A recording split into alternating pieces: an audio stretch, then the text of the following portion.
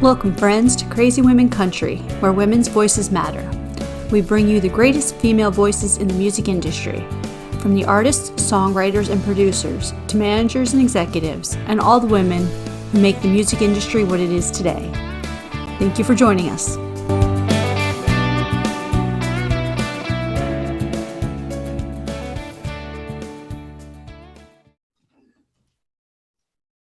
Welcome, friends, to another episode of Crazy Women Country.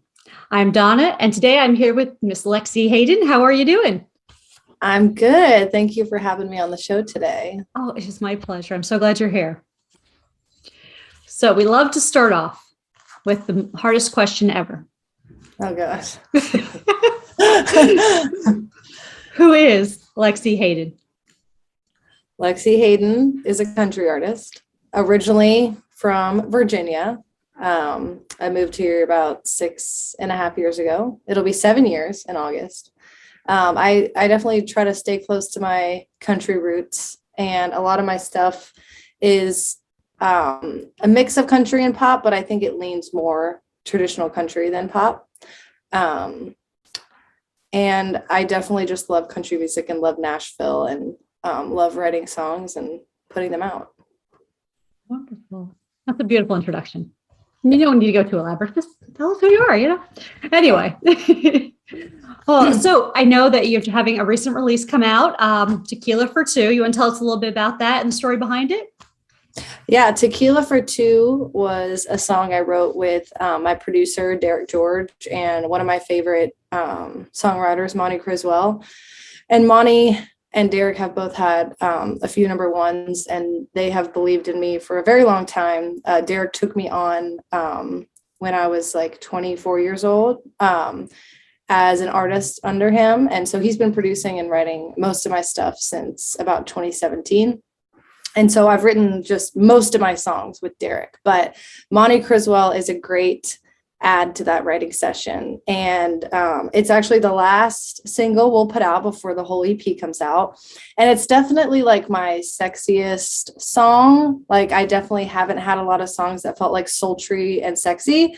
And that's what this song is. And we really got to showcase all that in the videos that you'll see coming out with Tequila For Two.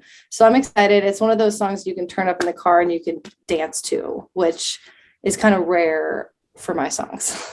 Well, it's great to have the diversity in your songs, and it shows the growth too of you as an artist as well as a writer. I try to take every release. Every release is kind of a little bit of a surprise, and you'll see that in all of my singles that have come out in the past year. You know, the first one was a little bit like rock, like it has like a lot of rock elements in it with country and pop. And then Take Me Home is a very like traditional like country song, like that sounds like country radio. And then Pretty Damn Close is like the emotional ballad. And then Tequila For Two is like the last one. So I definitely love to have the diversity in my music of like, you're not going to get bored listening to my songs because they all have a different vibe. Definitely. It's okay. There's always fur babies. That's usually Can my... you hear me out? That's usually my... Come here. Quit crying.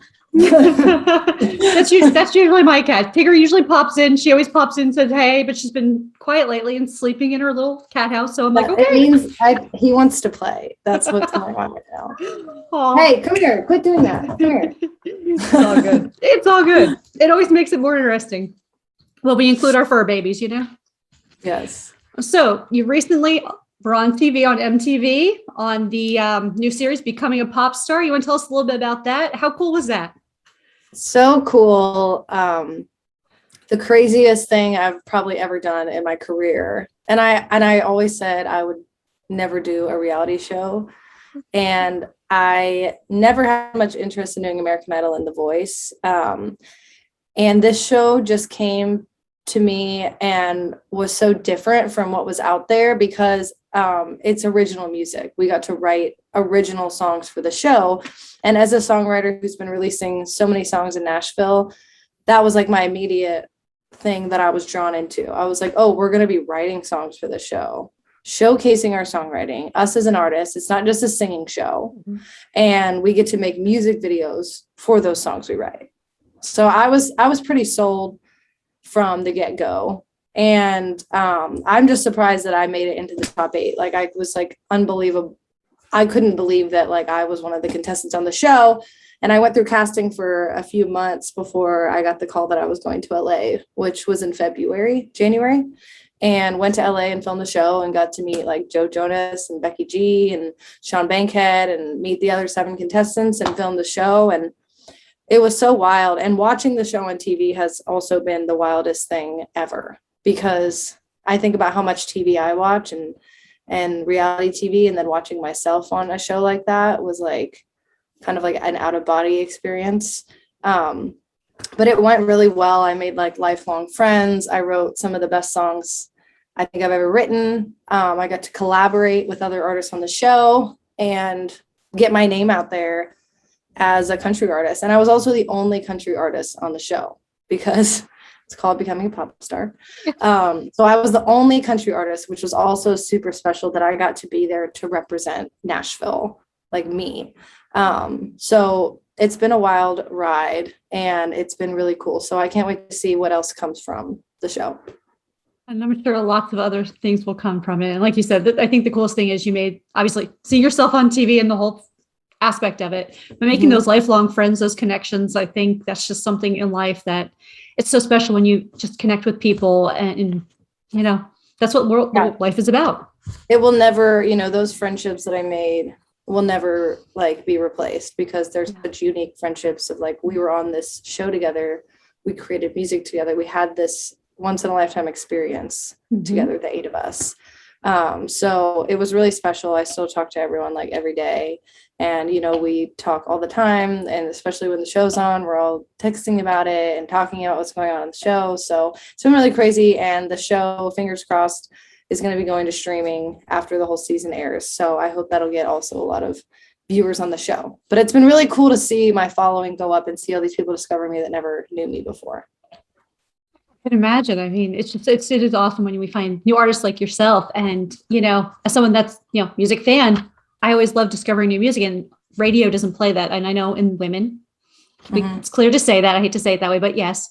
But, because there's 8% women play of national radio stations. So we just have to seek these other areas to find talent such as yours. It's sometimes it can be hard for general viewers if they're not, if they're only radio listeners. So yeah, and it was awesome. It was really special to be not only the only Nashville artist, the only country artist, but they took a female country artist and put her on the show, which meant so much to me. And my collaboration for Collab Week, we did duets, and I was partnered with a girl named Amira, and she, also a female. We were the only female duet. The other 2 were male, female. And then our director for our music video was also a female. So I got to talk about how underrepresented females are in country music on the show, and tell that story of how special it was for me to be not only partnered with a female, but have a female director and have the whole song and project have so much women power. So talking about that on MTV was so cool, because like you said, there aren't enough females on the radio, and then people are kind of naive about how females are underrepresented. Absolutely. So let's go back to the songwriting just a bit. Now, I know you were also a co-writer on Priscilla Block's recent release in January. You want to tell us a little bit about that? Yes, I actually just found out she's performing it on the CMT Awards. So she performed it on the CMT Awards, and it's going to be my first award show performance of a song I wrote. So I'm so excited about that. And this song has brought me so many things that I've been waiting for, because I've been here for 6.5 years. Like I said, I moved here when I was 22 years old, fresh out of college, and I just put, my head down and I started writing songs from the get-go. And I would write with anyone who wanted to write with me. I played every writer's round. I was all over this town just trying to make connections and write the best songs, and then just started releasing them. And I just worked so hard, and I was one of the people that was writing with Priscilla when she had no record deal, and she had no publishing deal, and she had nothing big going on for her in that aspect, and neither did I. And so we kind of believed in each other from the start, which is what makes this so cool. And our third co-writer on it, Stone, was the same way. Like all 3 of us had nothing going on when we wrote this song. And then fast forward 3 years after we wrote it in 2019. She releases it finally. And this is after her first single has already gone to number 13 at radio. So, she basically told us, she wrote us these cards and she sat us down in a co-write like 4 months ago, and was like, it's going to be my next single at country radio. And I'm so happy to share this journey with you. And I have that letter from her on my fridge. And, it's been crazy because then it went to radio January 31st, officially went for ads. And it was the number one most added song for 2 weeks in a row. And like, I don't have a pub deal. I don't have a record deal. Yeah.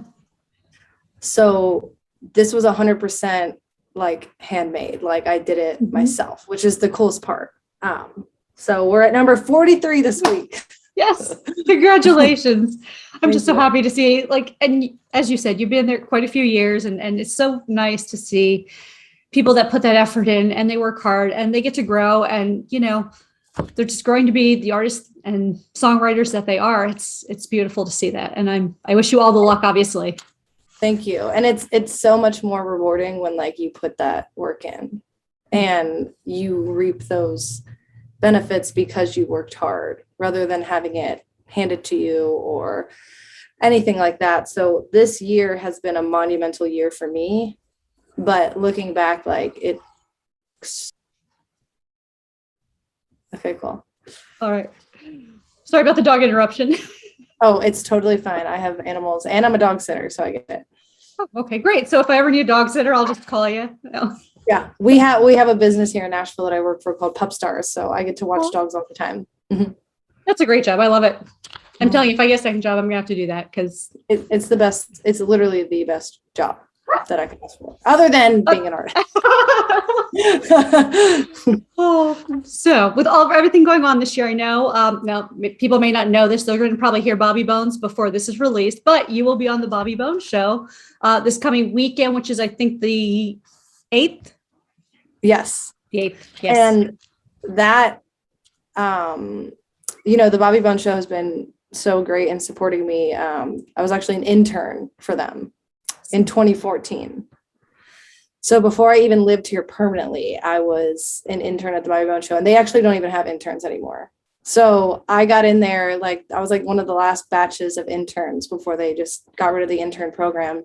And I made such strong connections with everyone on the show and ended up moving here, permanently after that. And Bobby has definitely supported me throughout my career on and off. And everyone on the show is so great. And I guess Bobby found out about the show and was like, wow, Lexie is killing it. Like, this is so cool to see Lexie out there, like making big moves on the show and the Priscilla Block song. So we did an interview last week. I was on the Bobby Bones show, bright and early. I woke up around 5 a.m. to listen to my interview in the car. But it was so cool. I would wake up at any hour to hear myself on the radio. Maybe I won't say that in like 10 years, but now it's exciting enough where I'm like setting my alarm. I was like, I got to go listen to myself. And then he chose me to be the spotlight artist on the top 30 countdown this weekend, April 9th. So it's a little later in the morning. I think the top 30 countdown, they said, starts around 8 a.m. Saturday. So I will be driving around until I hear it. Wonderful. Well, I'll look forward to it as well. Yeah. So do you want to tell us some of the women that have inspired you to music? Yes. A lot of females. And I grew up using a karaoke machine, which I feel like, I don't know how many kids use karaoke machines these days, but it was like my entire life, my karaoke machine. And I used to have all the karaoke CDs. Like this is before, Bluetooth. I'm sure people just like hook up Bluetooth now and they're like the song. But I used to have the CDs that was like, now this is like country, or like female country volume 1, female country volume 2. And those were like all of my CDs. So it was like Trisha Yearwood, Martina McBride, Sarah Evans, Faith Hill, Leanne Rimes was like huge. Like I loved her. I saw her for my 18th birthday. And then Shania Twain was like probably a number 1. And then growing into later in life, in my life in Nashville, I think it went to like Maren Morris, Kelsey Ballerini, Casey Musgraves. And those were the ones who kind of paved the way right when I got to Nashville. So there's like chapters of women. I feel like that kind of paved the way through time. Well, and that's such a beautiful list of just women in general. Yes. Yeah. You can't. Yeah. It's hard to pick just one. Yeah. Oh yeah. There's too many. Yeah. So are you ready for our fun 20 crazy questions? I am a little scared. Nothing to be scared of. There's no right or wrong answer. I don't think I can be scared of anything after being on a reality TV show. I'm like, just throw it at me. Oh, I will tell you, I would never do the reality TV show of like, with the ones with the bugs, the Fear Factor, I think it is, bugs and weird. No, I'm out. Count me out for sure. Yeah. So what was the last thing you read? Like a book? Book, an email, whatever, an article in a magazine? I think I've been reading all of these articles about the show, which is sad for me to say, but I started getting Google alerts on my name. So I've been like reading all of these articles. But I have been reading a new book that was gifted to me in LA called A Series of Unfortunate Men. And it's this girl's all of her dating stories. And it's hilarious. So that's what I've been reading recently. And I don't have a lot of time to read, but I have a huge collection of books and I wish I had more time. Wonderful. That sounds like a good book, though, to check out anyway. Yeah. So hypothetically, if I came to you, oh, hi, sweetie. There he is. You want to play? Were you crying earlier? Come here. Oh, so hypothetically, if I came to you and said, I need to hide a dead body, do you know a good place? Oh, that makes me think of Goodbye Earl. Yeah. We might have to put them in the trunk. I sang Goodbye Earl at my gig the other day, and I was like, man, they never found Earl. Right? They never found him. It ends, and those girls never got caught. They got away with it. So I'm gonna have to go with the chicks on this one and say the trunk. Perfect. Now there's your cat. And here's come on over. And here's Tigger. Say hi, Tigger. She's like, okay. Oh, wait, here's the other one. Aw. Kitties unite. Yes. Okay, so crazy women country, also crazy cat ladies. Yeah, crazy cat ladies, yes. Oh, what's the best concert or the top 2 concerts you've ever been to? Casey Musgraves' Oh What a World tour at the Ryman Auditorium. Incredible. I'm sad that I missed her Starcross tour this year. And then number 2, I saw Tom Petty at Bridgestone Arena 3 months before he passed away. So that was like, I'll never forget that. Absolutely. Yeah. I'm sure both are incredible. Yeah. If you ever won the lottery, what's the first thing you would do? Buy a new guitar. I love that. 100%. I am saving up, and I know that when I get my first money from radio, the first thing I'm going to buy myself is a new guitar. Because one, I haven't bought myself a new guitar in 4 years, and I'm waiting for that moment to use that money for that. So yes, a guitar. Oh, that's beautiful. I love that. Tell us something on your bucket list. To go to Greece. Nice. I've been a few places in Europe, thankfully, with my family, and Greece is one of the things that's really on my bucket list to go see. Wonderful. Just make sure you take us along. Yes. Oh, what job would you be terrible at? Anything involving math, anything involving science, anything like involving software, like anything like that's not creative. Let's say that. Okay. So let me ask the question. Is it because the creative mind, and see, I have a hard issue with this with musicians because like counts of 4s, 8s. Yeah. Okay. So tell me, what's the disparity of the numbers? Because I mean, when it comes to the music composition stuff, right? I do most stuff by ear. Yeah. Okay. I'm not a great musician in that sense where I did take piano and, guitar lessons and everything, but I play most of it by ear and how I feel. So, putting my head down in the books and studying and math and all that stuff was never for me. So I think that, definitely anything like that. Go like that, yeah. Yeah. I totally understand. Oh, what's your game plan for zombie apocalypse? Zombie apocalypse. Oh gosh. Well, I live in downtown Nashville, so I can't imagine that. I feel like if there was a zombie apocalypse in Nashville, every bar in Broadway would still have live music going. That's how I picture it. They'd be like, the music never dies. I would need a lot of wine, a lot of water, and gosh, I can't even imagine having to fight for myself because I feel like I'd be just defenseless. So I'd probably just be hiding. That's a good plan. Wine, water, and hide. I love it. Yeah. Oh, so tell us, what albums or artists should we listen to before we die? Before you die? Okay, the Dolly Parton I Will Always Love You record.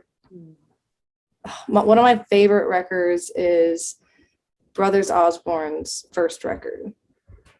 Huge fan of Brothers Osborne, and their first record, like front to back, I have it on vinyl, is one of my favorite records. The first Casey album, top to bottom, 100%, great album. Those are probably some of my top artists: Casey, Brothers Osborne, Dolly Parton. I actually have Dolly back here on my wall. I don't know if you can see, but there's 2 Dolly records on the wall. Nice. I love it. So those would be some of mine. Love it. Who would play you in a movie about your life? Miley Cyrus. Good choice. I love her. I grew up on her. Yeah. And a lot of people used to comment on my YouTube channel when I had dark hair. I mean, my hair is dark, but it has light in the front, but I used to have dark hair. And I had a YouTube channel in high school, and all the comments would be like, you look like Miley Cyrus. So Miley, you can play me. Perfect. Let's get her signed up. Yeah. Okay, so this one's a little more prolific. Where's Waldo? Where is Waldo? Yes. Somewhere in the kids' schools that I nanny, 100%. I feel like I've worked in a lot of preschools. Waldo is there. It's definitely in there. I would agree. Absolutely. Yeah. Would you rather cook or order in? It depends on how I'm feeling. I'm a mix of both.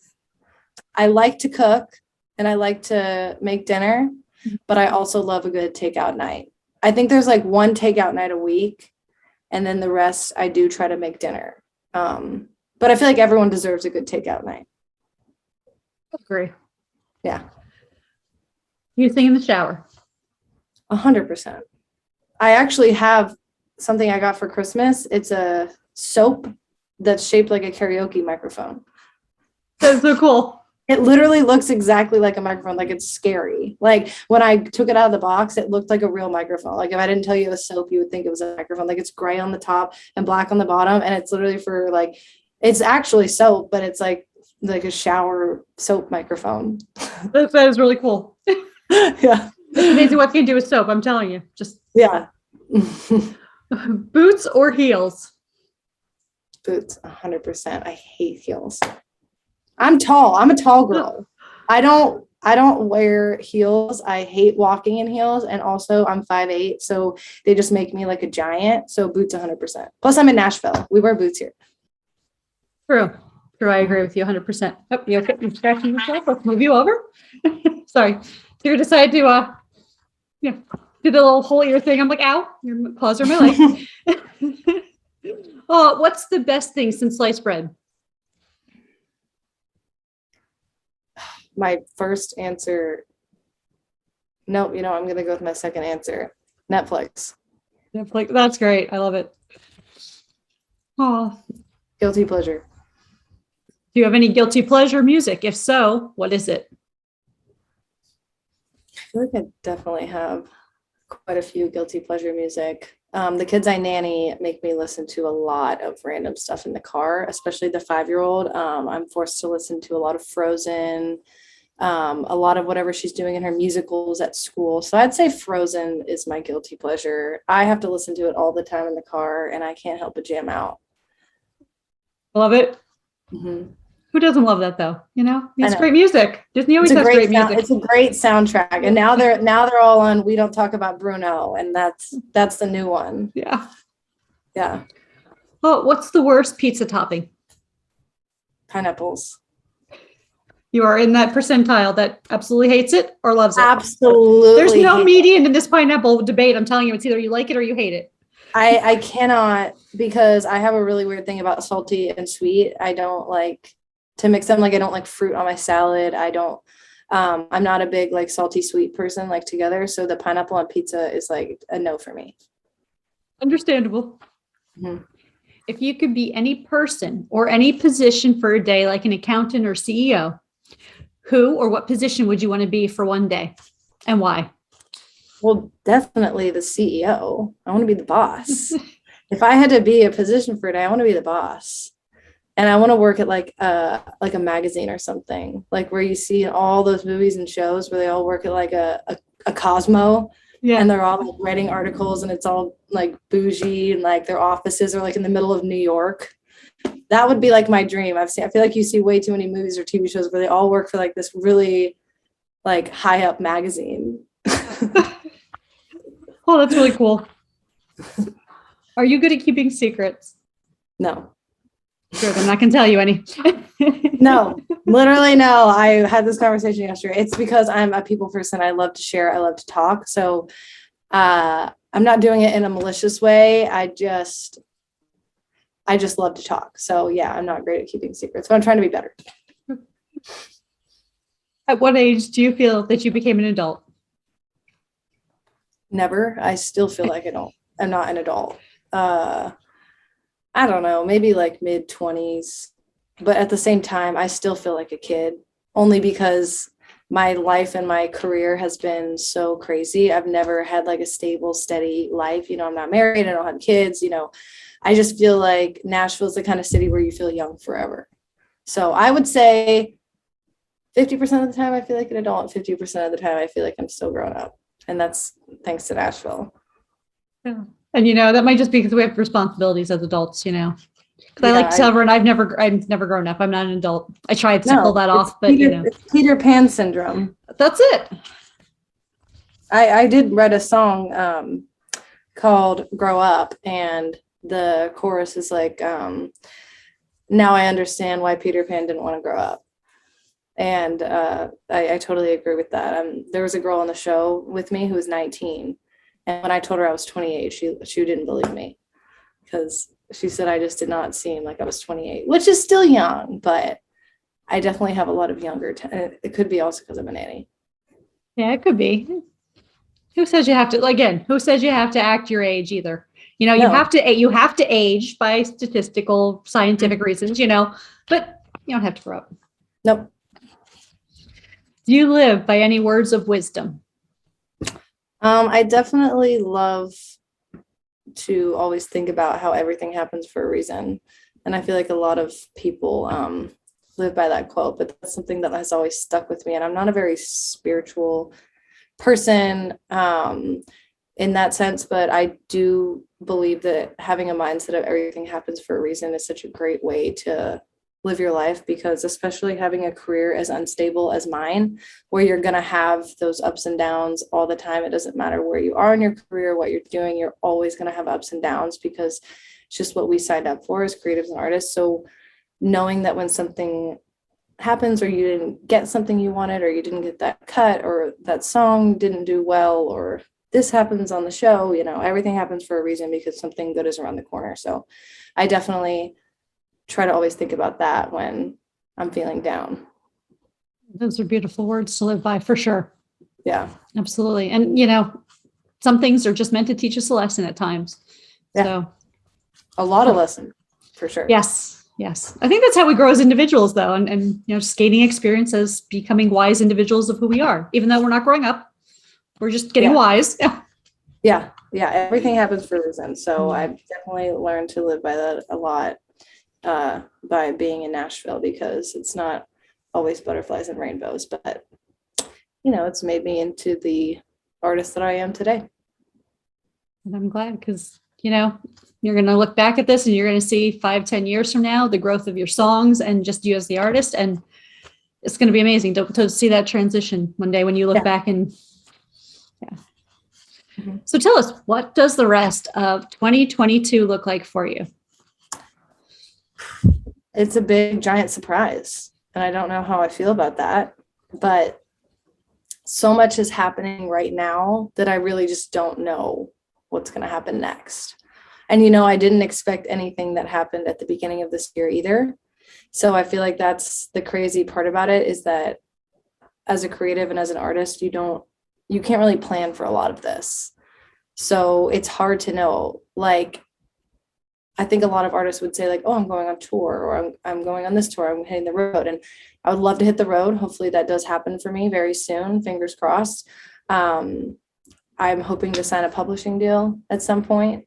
I hope our song goes #1 on country radio. There's just so many things that could happen, and I have no idea when or if. So it's going to look like putting out a lot of music, working my butt off, and waiting for the good things to come that I know are coming. Oh, that's a beautiful view. Yeah. I'm definitely excited for everything that comes to you. And like I said, I wish you all the luck and everything, because you can tell just from your work ethic and things like that, how much effort you put in. And definitely looking forward to new releases coming out from you and seeing what the future holds. Lots of music. That's all we can be sure of, is lots of music. And I'm hoping to get out there and play more shows. So fingers crossed for me. I love playing shows, and I've had the opportunity to go down to Texas recently, so I hope to go back down there. But more shows, more music, and no more reality shows, though. That was my only one. Okay. But what about one that is more like a get to know you cooking reality show? Oh, no one wants to. I cook the same 3 things every week. No one cares. Oh, all right. Well, it's been a pleasure having you on today, and you are welcome back anytime, Lexie. Thank you so much for having me. I can't wait to listen and share with all my friends, and thank you so much. It's been my pleasure. And thank you, friends, for joining us for another episode. Have a wonderful day.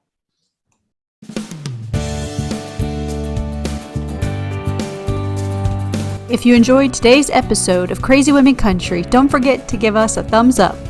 Be sure to click the subscribe button for new interviews weekly.